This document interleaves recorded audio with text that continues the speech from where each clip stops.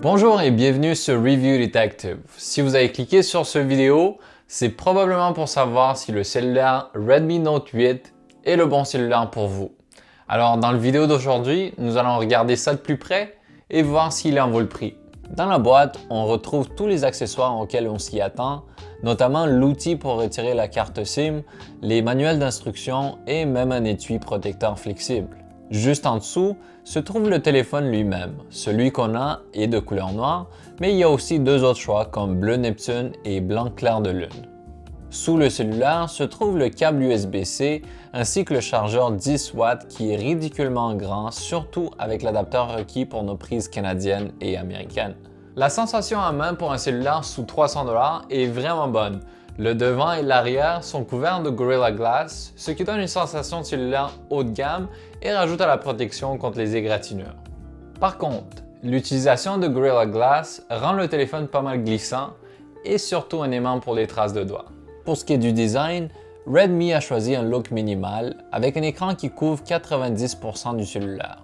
Sur le devant de l'écran se trouve un logo Redmi assez petit et discret, et en haut on retrouve une entaille en forme de goutte d'eau pour accommoder la caméra de 13 mégapixels avec ses drôles de filtres beauté comme élargir ses yeux. Près de cette caméra se trouve une lumière LED utile pour savoir si on a des appels manqués ou d'autres notifications.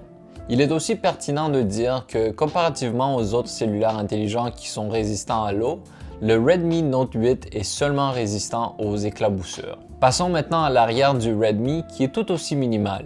On y retrouve la caméra aux 4 lentilles qui ressortent légèrement, ce qui rend le cellulaire instable quand on le met sur un bureau ou une surface droite. On y retrouve aussi un lecteur d'empreintes qui se fond bien au design de l'appareil et une seule lumière LED qui est utile comme flash la nuit. Sur le côté du Note 8, on n'y retrouve rien de révolutionnaire. Il y a le bouton d'allumage ainsi que les boutons de réglage de volume, fait en plastique, ce à quoi on s'attendait d'un appareil sous 300 $. Vers le bas, on y retrouve un haut-parleur assez bon avec une option de nettoyage pour quand la saleté s'y accumule. La connexion USB-C est au milieu de l'appareil et permet une charge rapide de 18 watts, ce qui remplit la batterie de 4000 mAh en moins de 2 heures. Malheureusement, le Redmi Note 8 qu'on a vient avec un chargeur régulier de 10 watts seulement. L'appareil vient par contre avec une prise audio pour ceux qui pensent que c'est encore important. Sur le côté gauche de l'appareil, c'est là où on trouve la double SIM ainsi que la carte mémoire. On peut en effet utiliser une carte allant jusqu'à 256 Go, ce qui est assez pratique car les 32 GB inclus se rempliront assez vite.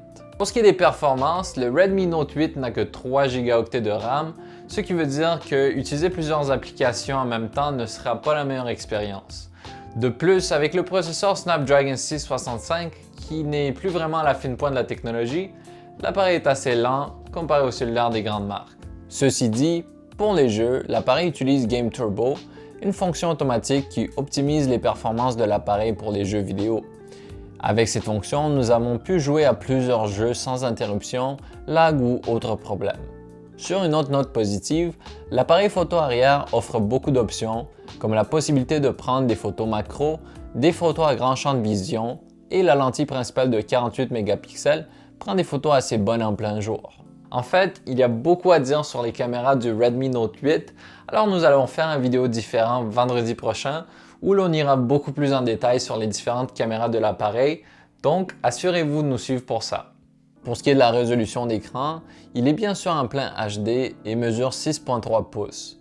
L'écran offre de belles couleurs et les noirs sont assez sombres, donc regarder des films ou vidéos est pas mal agréable. De plus, l'appareil est équipé d'un système de reconnaissance faciale qui fonctionne vraiment bien.